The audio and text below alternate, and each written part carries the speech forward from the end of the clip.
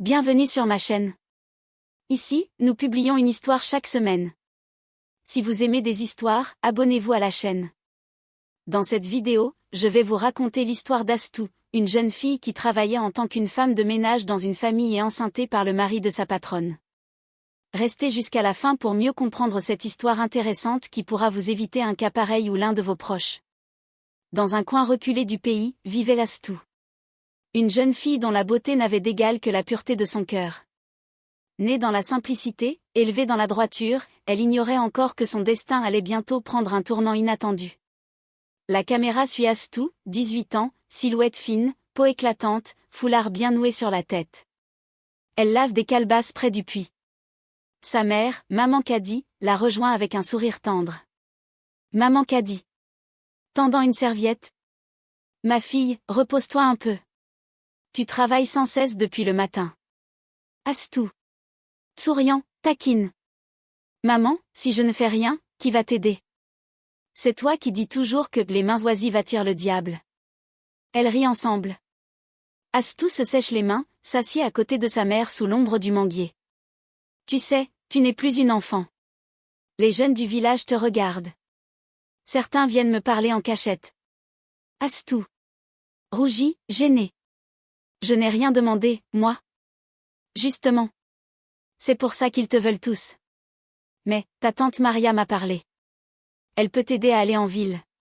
Trouver un bon travail, t'éloigner un peu d'ici. Voir autre chose. Astou, surprise. La ville? Dakar. Maman Kadi. Et oui. Tu es intelligente, bien éduquée. Tu pourras travailler dans une famille correcte. Apprendre des choses. Construire ton avenir. Astou, hésitante. Et si je me perds? Et si je regrette? Maman Kadi la prend dans ses bras. Tant que tu portes ta dignité, Dieu sera avec toi. Tu es ma fille. Je te connais. Tu feras toujours la différence entre le bien et le mal. Astou ferme les yeux un instant. Elle sent le vent sur son visage, regarde le ciel. Elle devine que la vie qu'elle connaît touche à sa fin. Le lendemain. Astou monte dans un car en direction de la capitale. Toute sa famille est là, en larmes. Elle embrasse sa mère, agrippe un petit sac de voyage. Le bus démarre lentement. Elle laissait derrière elle le sable rouge de l'innocence, les rires d'enfance, et l'amour maternel. Vers l'inconnu, vers la ville, vers sa destinée. Elle avait quitté le silence des champs pour le tumulte du béton. Chaque klaxon, chaque pas, semblait lui crier qu'elle n'était plus chez elle. Une femme dynamique s'approche avec un large sourire, tante Maria, habillée en boubou chic, téléphone à la main. Ma nièce. Enfin. Oh que tu as grandi. Viens là que je te vois bien. Elles s'embrassent. Tante Maria attrape le sac d'Astou. Tante Maria pressée. Allez, on n'a pas le temps. Le mari de ma patronne vient nous chercher en voiture. Je t'ai trouvé une bonne place, ma fille. Ils sont gentils, un peu stricts, mais ils paient bien. Et ils cherchent une bonne sérieuse comme toi. La voiture les dépose devant une belle maison clôturée dans un quartier résidentiel. Portail électrique. Caméra sur les fleurs bien taillées, la peinture fraîche. Astou regarde tout avec étonnement. La porte s'ouvre. Une femme élégante, bien habillée, tailleur professionnel, entre les reçoit, Madame Diop. Madame Diop, aimable, mais distante. Bonjour, jeune fille. Tu es Astou, c'est ça? Entre. Fais comme chez toi, enfin, pas trop quand même, petit rire. Je vais te montrer ta chambre. Astou baisse la tête en signe de respect, entre timidement. Dès les premières secondes, Astou ressentit la distance froide de cette maison. Chaque objet semblait à sa place, mais personne n'y parlait avec le cœur. Visite rapide de la maison. Madame Diop lui montre la cuisine, les toilettes, les chambres des enfants, deux garçons en uniforme qui passent sans la saluer, et enfin une petite pièce au fond, propre mais simple, la chambre d'Astou. Madame Diop. Tu dormiras ici. Le ménage commence à 6 heures. Les repas doivent être prêts avant 8 heures. Tu fais le linge le dimanche. Je t'expliquerai le reste au fur et à mesure. Astou hoche la tête, docile. Le soir même Astou est seule dans sa chambre. Elle sort une photo de sa mère, la pose près du matelas. Elle se couche, regarde le plafond blanc et vide. On entend la ville dehors, klaxons, radio, aboiements de chiens. Ce n'était que le début. Elle ne savait pas encore que cette maison, derrière ses murs lisses et ses règles strictes, allait bouleverser sa vie à jamais. Fondue au noir. Le réveil sonne à 5h30. Elle se lève sans bruit, attache son foulard, se dirige vers la cuisine. Elle prépare le petit déjeuner, thé, omelette, pain grillé. La radio murmure un journal matinal. Elle nettoie la maison à pas de velours, passant d'une pièce à l'autre. Madame Diop descend vers 7h30, talons nets sur le carrelage. Madame Diop, enfilant sa veste. Le repas est prêt? Astou. Oui, madame. Tout est sur la table. Madame Diop mange rapidement, vérifie ses mets. Monsieur Diop descend quelques minutes plus tard. Il prend un café sans un mot, puis chacun quitte la maison. La maison devient silencieuse. Seuls les bruits d'aspirateur et les sons de casseroles remplissent l'espace. Chaque jour se ressemblait. Le même enchaînement de tâches. Les mêmes visages pressés. La même solitude entre les murs bien peints. Après-midi, Astou lave les vêtements, les étend sur la terrasse. Elle parle parfois aux voisines aides ménagères à travers le mur. Mais elle reste réservée. Elle joue parfois avec les 2 enfants de la maison en rentrant de l'école, leur prépare des goûters, les aide même à ranger leur cartable. Ils commencent à l'apprécier, doucement. Madame Diop rentre souvent vers 20h. Monsieur Diop, lui, arrive plus tard vers 22h, parfois minuit. Mais un jour, il rentre un peu plus tôt. Astou cuisine un plat de riz. Monsieur Diop entre dans la cuisine, sans bruit. Monsieur Diop, souriant. Ça sent bon, dis donc. Tu cuisines mieux que les précédentes. Tu viens du village, non? Astou, hésitante. Oui, monsieur. De Dar Salam. Monsieur Diop. Belle région. Terre rouge, non? Comme le mil qui rend les femmes fortes. C'est vrai ce qu'on dit, les filles du village sont plus respectueuses. Il la regarde. Un peu trop longtemps. Astou baisse les yeux, confuse. Monsieur Diop. En prenant une cuillère dans la marmite. Délicieux. Bravo. Continue comme ça. Il quitte la pièce. Astou reste figée un instant, troublée. Puis elle reprend la cuisson. Elle n'avait rien dit, mais elle avait tout ressenti. Ce regard. Ce ton. Cette étrange chaleur dans l'air. Le fil invisible du destin venait de s'agiter pour la première fois. Astou prépare le dîner comme à son habitude. Elle fredonne un air de son village. Madame Diop n'est pas encore rentrée. Il est 18h30. Monsieur Diop rentre. Plus tôt que d'habitude. Il ouvre la porte avec un petit sourire, cravate desserrée. Monsieur Diop. Bonsoir, Astou. Astou, surprise, essuyant ses mains. Bonsoir, monsieur. Vous êtes rentré tôt aujourd'hui. Monsieur Diop. Oui, j'ai eu une journée moins chargée, et puis, j'avais envie d'un bon dîner. Je savais que tu serais là. Il s'approche lentement de la cuisine, regarde ce qu'elle prépare. Monsieur Diop. Tiboudienne? Ah, tu commences à bien connaître mes goûts, hein? Il la regarde un peu trop longtemps encore. Astou garde la tête baissée, concentré. Monsieur Diop, d'un ton plus bas. Tu sais, tu es vraiment différente. Discrète. Respectueuse. Pas comme ces filles de la ville. Astou esquisse un sourire timide, gêné. Les jours suivants. Monsieur Diop rentre de plus en plus tôt. Il prend parfois son dîner en cuisine avec elle. Il lui offre un parfum, comme remerciement, puis un téléphone simple. Il lui demande comment elle va, si elle dort bien, si elle ne s'ennuie pas trop. Une nuit, Astou range la salle. Il la rejoint dans le couloir, seul, calme. Monsieur Diop. Tu sais, tu devrais penser à ton avenir. Une fille comme toi, tu mérites mieux que de frotter des sols toute ta vie. Il s'approche doucement, tend une enveloppe avec quelques billets. Je ne veux pas de problème, monsieur. Monsieur Diop. Souriant. Qui parle de problème? C'est un cadeau. Et, entre nous, tu peux m'appeler papa, ou même tonton, si tu veux. Elle baisse les yeux, confuse, prend l'enveloppe à contre-cœur. Il la frôle légèrement en partant. Il ne l'avait pas touchée. Pas encore. Mais il avait commencé à l'enfermer. Dans une cage sans barreaux, faite de promesses, de flatteries et de silence. Astou est dans sa chambre. Elle regarde le téléphone qu'il lui a offert, posé à côté de la photo de sa mère. Elle hésite. Elle souffle, puis éteint la lumière. Madame Diop a appelé depuis son bureau, elle rentrera très tard. Les enfants sont chez leur tante pour la nuit. Astou est seule dans la maison avec Monsieur Diop. Elle finit de débarrasser la table. Le salon est silencieux. La télévision murmure en fond un vieux film. Monsieur Diop est assis dans le canapé, en tenue décontractée, un verre de vin à la main. Monsieur Diop. Astou, viens un instant. Assieds-toi. Elle hésite. Il tapote la place à côté de lui.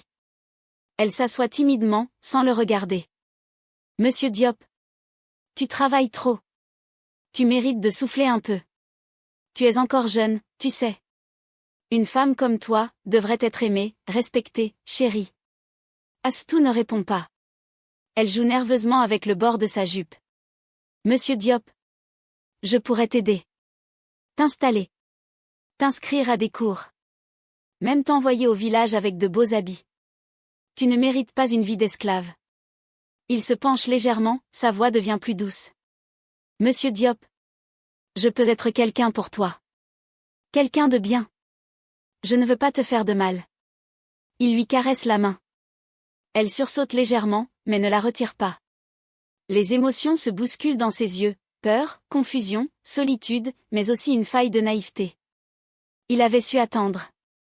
Il avait su parler. Comme un serpent enroulé dans des mots doux, il l'avait enfermé dans un piège où le poison ressemblait à de la tendresse. Astou est assise au bord du lit, en boubou, dos tourné à la caméra.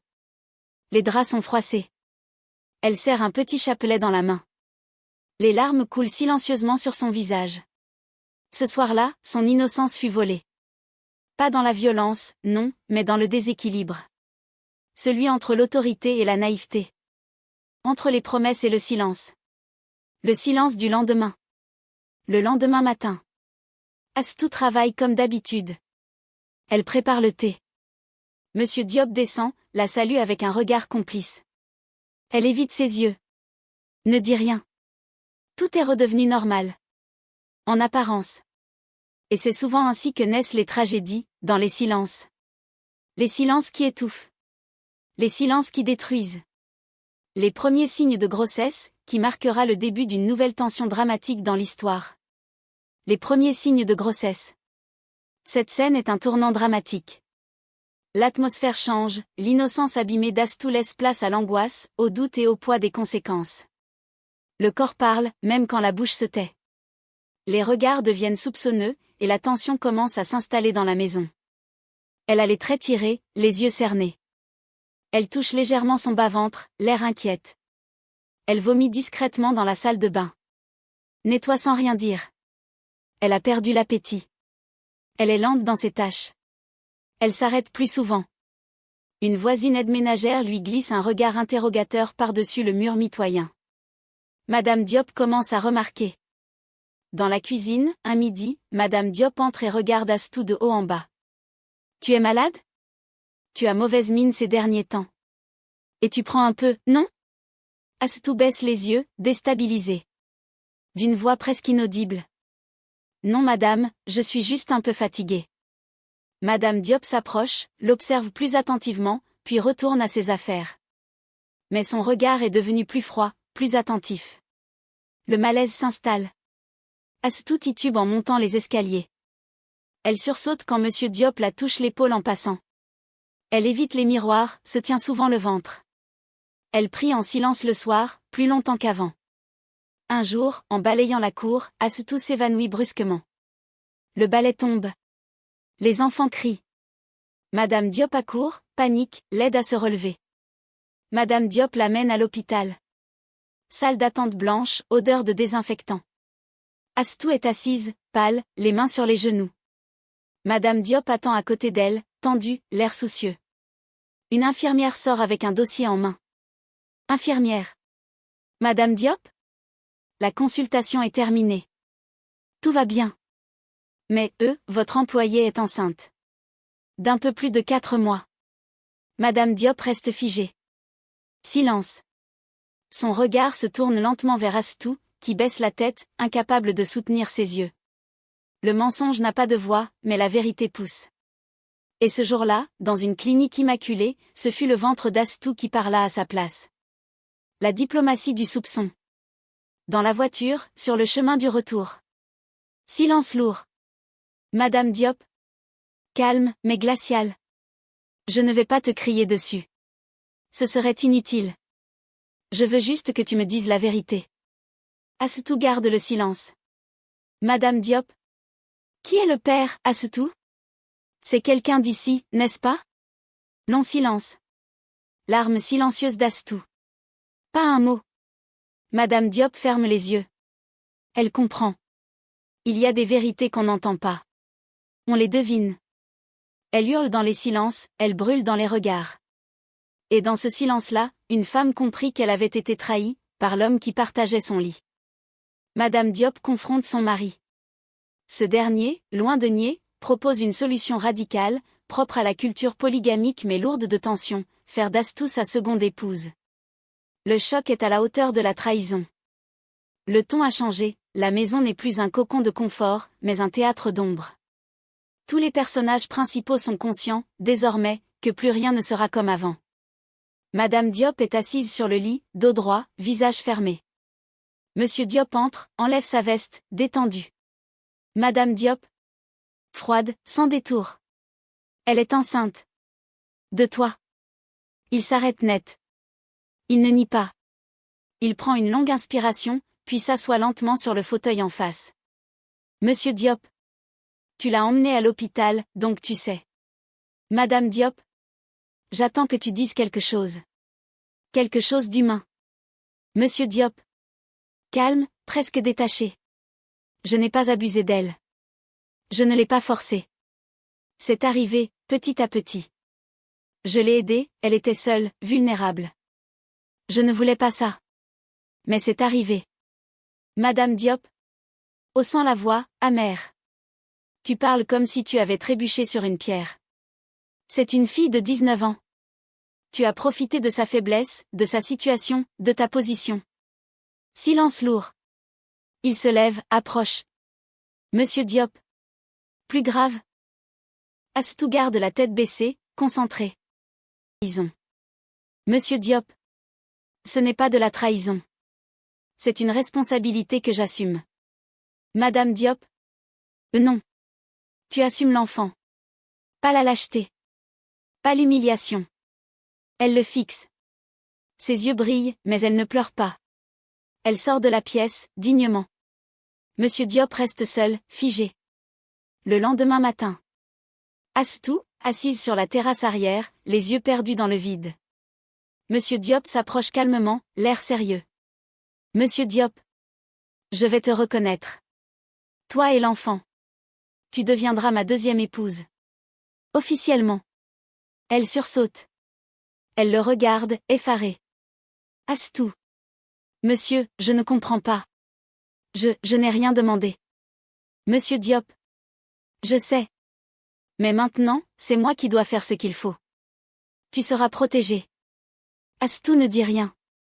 Une larme coule. Non pas de joie, mais d'étouffement. Dans certains silences, on peut entendre l'écho d'un destin volé. Elle n'avait jamais rêvé d'être épouse. Encore moins seconde. Encore moins ainsi. Madame Diop, distante, froide, évite Astou. Les enfants sont confus. Ils sentent le changement. Astou se retrouve seule à table, les yeux fixés sur une assiette pleine qu'elle ne touche pas. Monsieur Diop, lui, tente de tout maintenir en équilibre. Mais l'équilibre est déjà rompu. La promesse de fiançailles au village refait surface, où le passé d'Astou revient frapper à la porte, rendant la situation encore plus complexe? Le destin n'en a pas fini avec elle. Là où elle croyait avoir touché le fond, un nouveau dilemme surgit, l'homme qu'elle était promise à épouser dans son village revient dans l'histoire. La famille informée au village, son fiancé refuse d'abandonner. Il décide qu'Astou sera sa femme peu importe les circonstances. Et que l'enfant sera remis à son père Monsieur Diop après l'accouchement. Mais Astou n'accepte pas de retourner au village se marier.